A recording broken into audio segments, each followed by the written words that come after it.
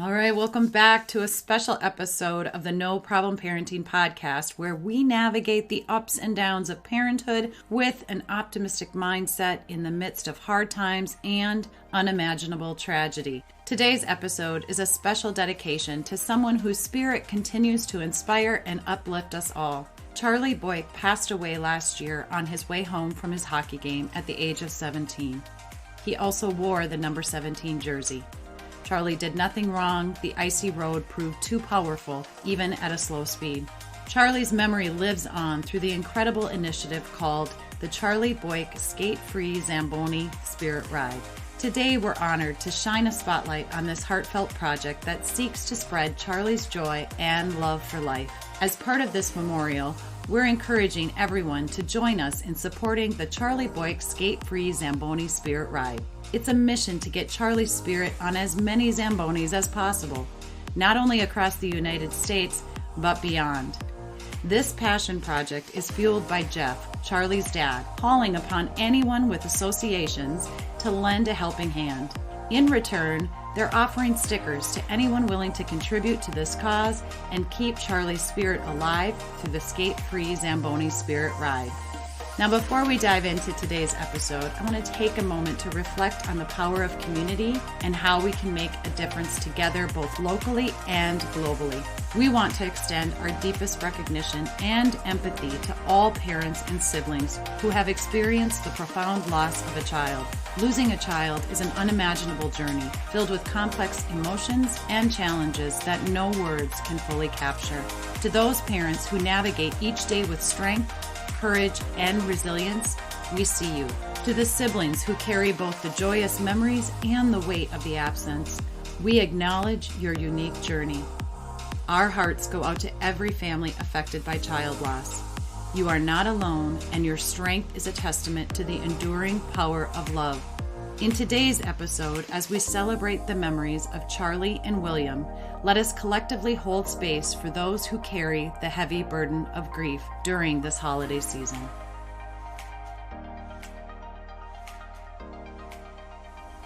Hey there, welcome to the No Problem Parenting podcast. From toddler tantrums to teenage eye rolls, this podcast is your go-to for real deal tips and tools that help you become the confident leader your kids crave you to be. Because let's face it, we don't know what we don't know. Do you ever wish there was a manual for your kids' behavior? Well, this podcast is the next best thing. With over 30 years and 50,000 hours of real-life experience supporting kids and parents, I'm sharing tips, tools, and resources that will help you in your day in, day out challenges in your home. Whether you're knee-deep in diapers or you're navigating the tween years, or you're launching your child into adulthood, subscribe, hit play, and let's turn your parenting problems into no problem, one episode at a time.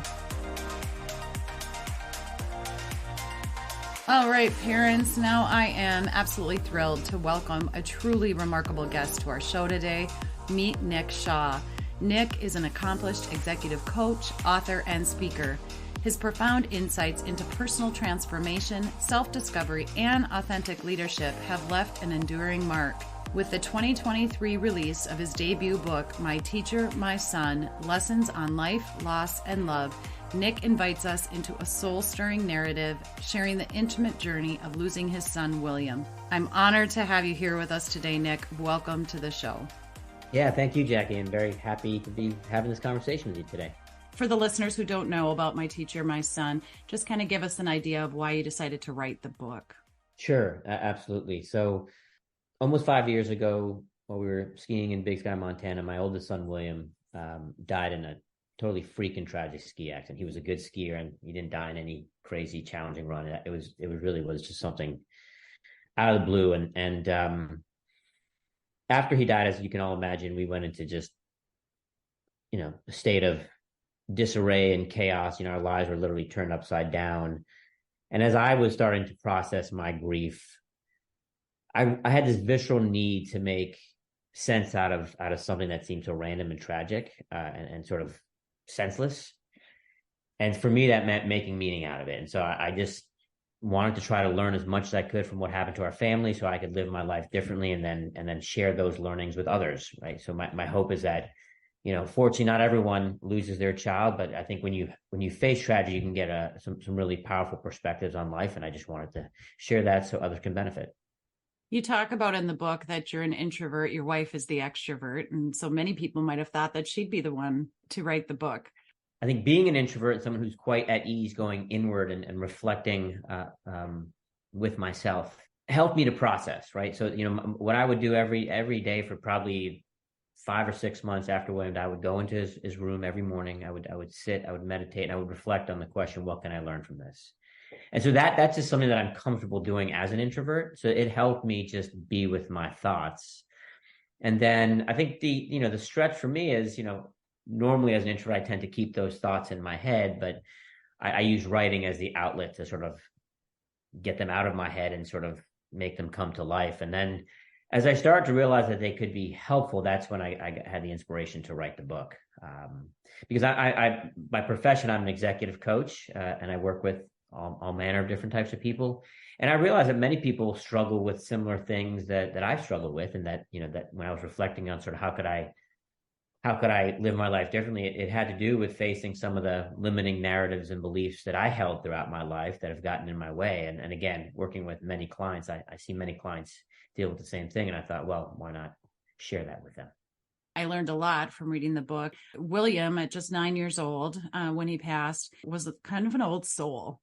Yeah, so William struggled with anxiety. I think right around the age of 7, my wife and I noticed he was just anxious. He was an anxious kid. He actually even developed a bit of a tic. He would twitch his neck to one side when he would get nervous, and so we decided to send him to therapy. And then right before his 8th birthday, my wife takes the boys to a Unitarian church in our town, and they have like this really great programming for kids. And they did this exercise where they were supposed to declare a mantra for the coming year, sort of towards the end of the year.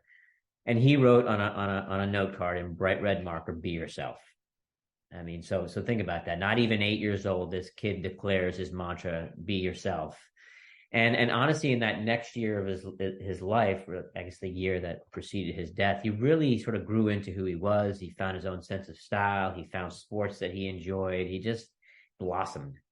And so I think it's just remarkable that he not only declared it, he actually lived it, which to me is a huge inspiration for me as I look to make changes in my own life. I was reading about some of the things that you do that help you kind of navigate this journey of getting up each morning and finding the strength to move forward. Certainly early days, being in his room, to try to leverage his aura, his spirit, his soul, whatever. I just needed to find that connection to him. So that was important. And I still do that. I still meditate every morning, sometimes in his room, sometimes in my office, but it's still part of my practice.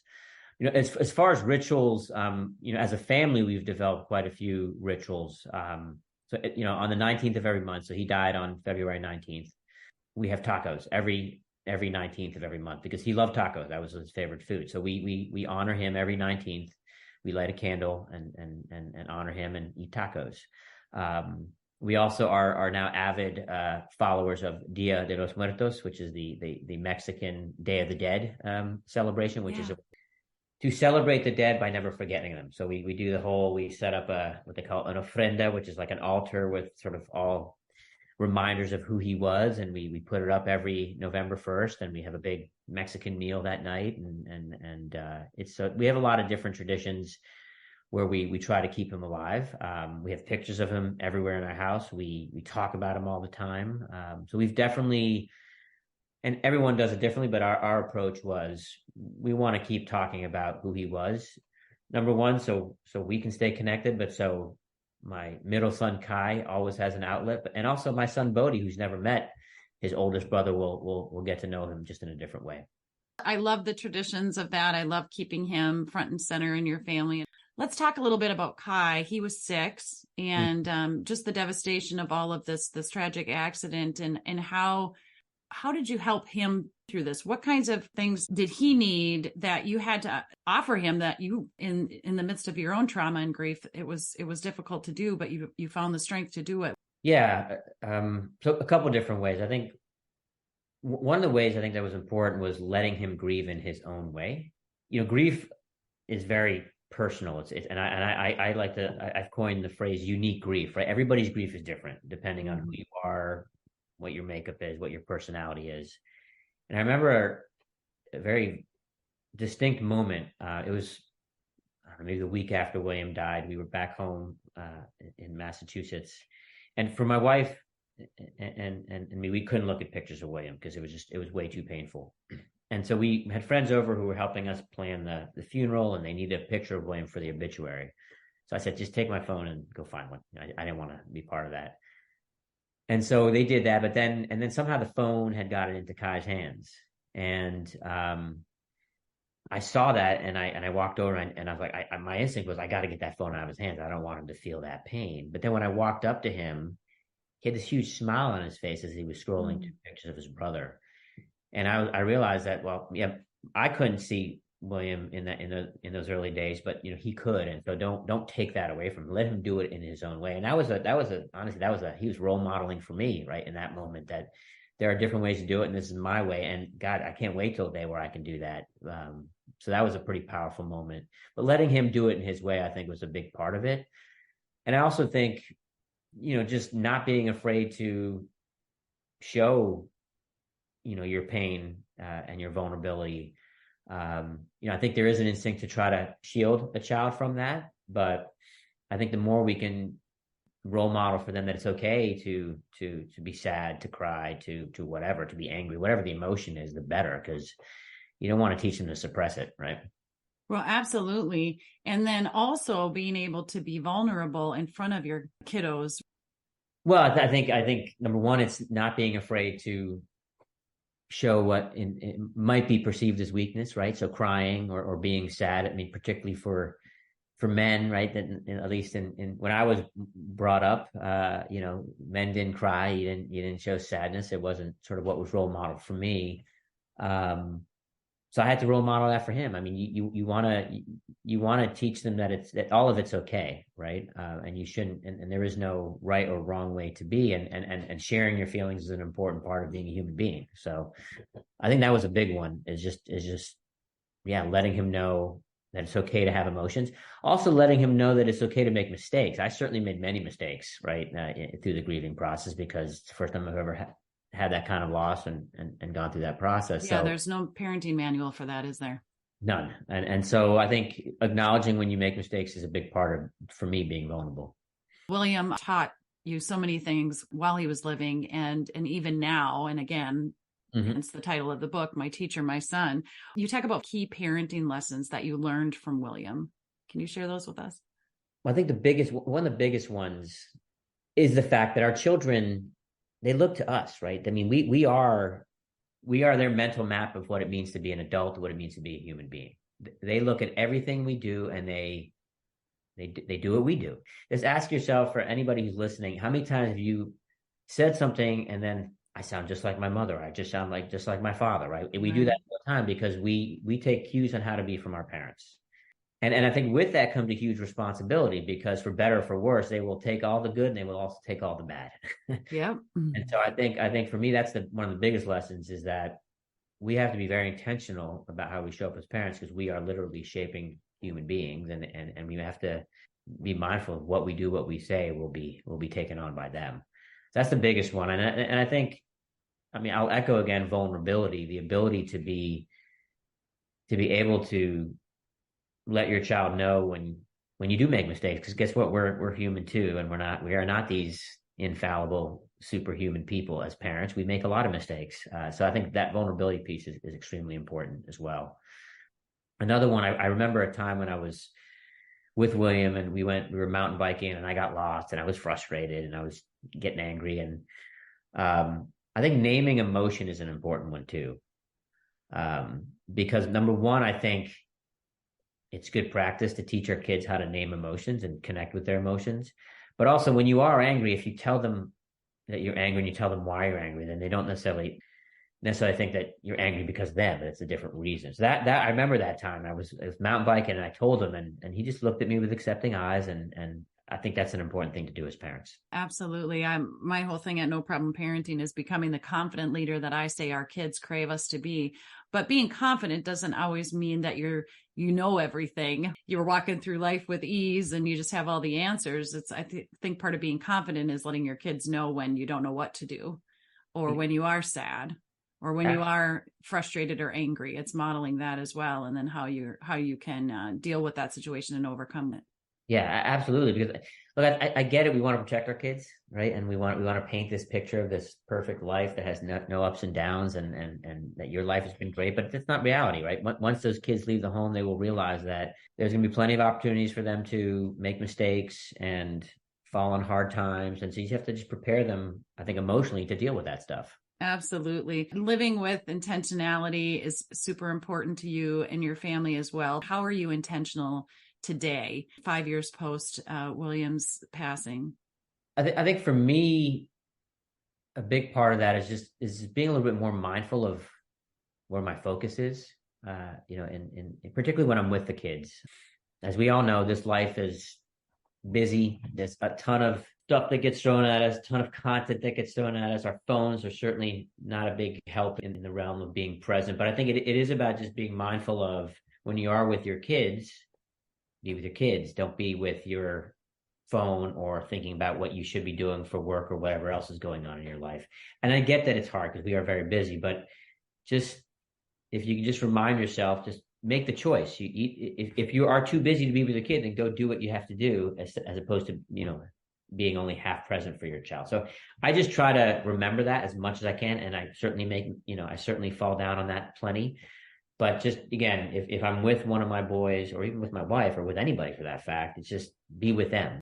That's also where's my head going. As an introvert, I oftentimes get lost in thought, even though I might be with someone. I'm not necessarily fully focused on them, but so it's just really trying to put my focus on whoever I'm engaging with.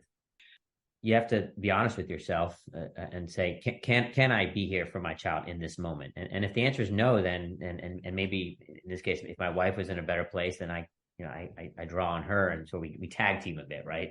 Mm-hmm. I think that's one thing is just knowing where are you in any given moment, and if you really can't, then don't try to force it because that's probably not the best thing either. Actually, I think that's super key. I think as parents, sometimes we feel like we have to do it no matter what. And it's okay to be, I'm not in a good spot. I'm not the best person for my kiddo right now. So whether that's your spouse you rely on or someone else, that you pull in those external supports to help meet the needs of your kiddo, I think that's brave. And I think we have to let go of this sense that we have to be, again, the superhuman being for our kids, because when you are grieving, you are anything but, right? At least particularly in those early days. So give yourself that grace and allow yourself to not always be able to be there. And then when you can be there, again, I think it goes back to just be with them, right? Don't make the choice. If you're going to be with them. Don't sort of have to be there with them. I think the other thing is my wife and I we declared sort of early on is that we're going to get whatever support we need. So we had a family therapist. We went to a grief group. We did everything we could in our power to help us move through this thing as productively as possible. And you do talk about in the book that the first grief support group that you went to was a bit of an eye opener for you. Yeah. We were desperate to find our tribe, let's say, right? Because there's not a lot of people who lose children. I mean, we're a pretty small minority in this country. And so we just wanted to, you feel very alone, right? When you lost your child and you don't know anybody else who's lost a child, because despite everybody's best efforts to be there for you, our community was amazing, but they didn't know what we were going through, right? Mm-hmm. We just needed to be around people who knew what we were going through. So we heard of a support group in the next town over and said, okay, let's give it a try. We went to that and there was only two people other than us in there. And both of them were older. So I think they'd lost their kids, they were older kids when their kids had passed away. And the moderator that night, he wasn't even the regular moderator. The original moderator was sick and he wasn't available. So this guy stood in. He was someone who lost a child, but must have been in his late 60s or something like that. And he'd lost his child like 20 years ago. So it'd been a long time. And he said something that I will never forget. He said, there's never been a day in my life since I lost my daughter when I've been able to be happy. And I have to say, as newbies to grief, newbies to support groups, like for my wife and I, that was just, we were shocked, right? And I think when we left that, we were like, there's no way we're going to become that guy, because that's not even an option for us. We have at the time we just had Kai, and we were all in it for Kai. And so in a way, as tough as it was to hear that, it gave us a good model of what we didn't want to be. Mm-hmm. And so we eventually found another grief group, which was amazing. And just, we found our tribe, so to speak. For those of us who haven't lost a child, I've shared before that my husband and I had 2 miscarriages, one before our son and one after. However, we heard a heartbeat, and then a few weeks later we didn't. So we never got to meet our children, which is much different. Mm-hmm. At the same time, we have this, this loss of hopes and dreams for our family, and our son being able to have siblings. It's hard for many of us to relate. And sometimes we get nervous and we don't know how to show that we love you and support you and are there for you, because we haven't experienced it. So we really truly cannot relate. What was it about your community, your friends, your family, that really helped you, and maybe what didn't? Yeah, it's a great question, because there was all different versions of what we were engaged with right after that. But I think a couple of things. I think number one, I think for people who haven't experienced it, there is I just can't go there, and that's okay. You don't need to go there. We don't want you to go there. It's not an expectation, right? Honestly, it's as simple as just being there and listening. And whatever you say, because I've been asked, what's the right thing to say? What I say is it's not what you say, it's how you say it. Allow it to come from the heart, right? Allow it to just be authentic. And I remember I was talking to one person, and I could tell they were trying to say something. I'm like, there are no words. I kind of let them off the hook, but that was okay, because I could sense that they were so present for me and just wanted to be there for me. And I was like, just don't worry about it. I get it. I know that you're with me, and that's enough. And I think that's a big one. It's just don't feel like you have to say the perfect thing. There is no perfect thing to say. Just show up as your human self. I think the other thing is, don't be afraid to ask questions about what happened, about William, about whoever has passed, because we want to talk about it. At least that was for us. I mean, obviously different people are different, but there is this feeling that, well, if I bring it up, it's going to re-trigger them, or it's going to remind them. Like, well, let me assure you that we're never going to forget. And, right. So it's not like you're going to add more pain to what we're already feeling. So if you're trying to be there for someone who's lost anyone, or a child, then just be there for them as your full self. We had some very dear friends of ours. What they did was amazing. Is they actually went and they sought out the help of a grief counselor, and they said, how can we show up for our friends, right? Which I thought was a beautiful thing to do.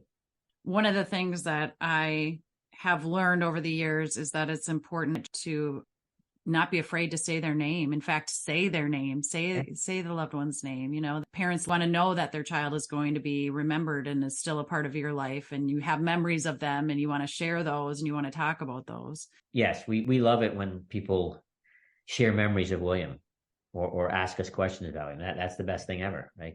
Even no matter how many years have passed, or if it's random or out of the blue, I love that you're saying that it's okay to give a call, or send a text, or write an email, or post something on social or whatever, that you've had this memory of the loved one, because it does make a difference, and it doesn't matter when you do that, right? No, absolutely. I mean, I will tell you this, that one of my biggest fears in my early stages of grief was that I'd forget, or that he would be forgotten.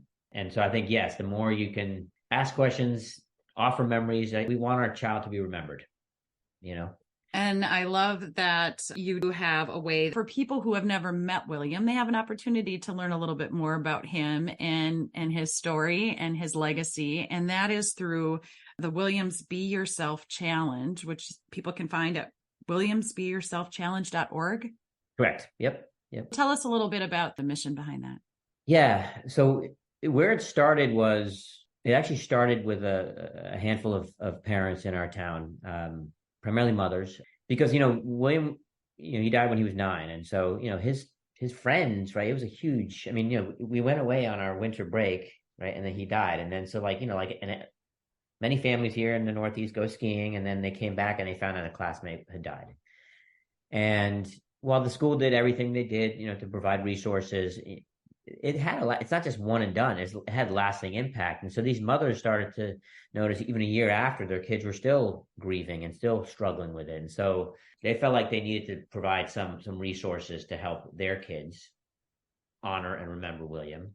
And so that's where it started out. And then eventually we expanded, sort of not just focusing on grief, but how do we help kids everywhere find the courage to be themselves, right? And that's really what our mission is giving kids the courage to be themselves, because it's hard. It's hard to do that in this world we live in. But the earlier we can teach that to them, hopefully it gives a brighter future for them and other generations. So that's what we do, is we create programming for communities to give kids an outlet to be themselves through movement, through community. We have speakers come in and provide resources to parents and educators. So that's all the stuff we do. Yeah. With a focus on important mental health topics. For me, after William died, I went into a place where I had to face who I was as a person. And I realized there's a lot of things I've carried from my childhood that maybe haven't served me and have gotten in my way. And, that's one of the reasons I wrote this book. Because again, working as an executive coach, I work with a lot of people, and I see a lot of people have their own stuff, baggage, whatever you want to call it, that they deal with, and it gets in their way. My hope and the reason I wrote this book is if that's you, then don't accept it. Find ways of moving past whatever that it's getting in your way. Get help, right? You don't have to do it alone, but do something, right? Everyone deserves to have more meaningful and fulfilling lives, and the more we hold on to old narratives and things like that, we're not living our best possible lives. And if there's anything that losing William has taught me is, life is fragile, and it literally can leave you in the blink of an eye. And so make the best of it while you're here. I used to be more of an operations guy, process improvement. That was sort of my original career. And, I kind of got into that career because it's similar to what my father did. And I thought, well, do what dad did, and, everything else will be okay. And so I did it for the wrong reason, because I stayed in that career for 12, 13 years. And I just was never really that happy in it. I was doing okay, and my career was advancing, but it had no spark for me. I was frustrated for many years. And the challenge for me was, I knew I didn't like my current career, but I didn't know what I wanted to do. And not knowing where to go kind of was a block for me.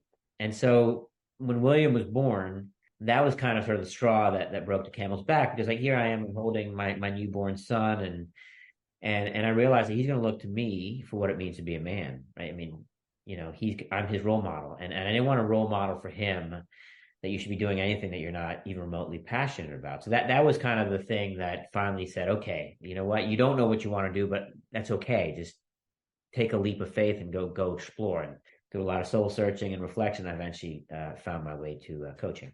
This year launched with a partner, my own executive coaching and leadership development firm called Mirror Box Leadership Lab. And we work with executives and executive teams to help them become more authentic and effective leaders. I think it is really important to find your purpose and your passion, and it can actually be your job. Absolutely. And I think what the question is this still feeding me? And if the answer is no, then go find something that does. I think too often people don't pause and ask themselves that question, and then you end up retiring and being like, what just happened to my career? Just can't taking that moment and reflecting and saying, is this still good for me? Exactly. So Nick, people can find you by going to meetnickshaw.com. They can learn more about your coaching. They can get My Teacher, My Son, the book. They can learn more about Williams Be Yourself Challenge. It's all there at meetnickshaw.com. I just really appreciate you taking the time to be with me today and sharing your story. And I highly encourage parents to go out and get the book. Quite inspiring and such a tribute to William and your whole family. Thank you very much. And it was great getting to talk to you and meet you and share my story with your listeners. All right, parents, check out the show notes for the links to connect with Nick at meetnickshaw.com.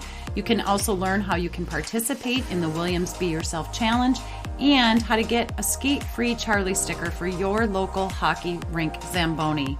To the families of William and Charlie, we acknowledge your strength, your love, and your unwavering commitment to keeping the spirits of Charlie and William alive.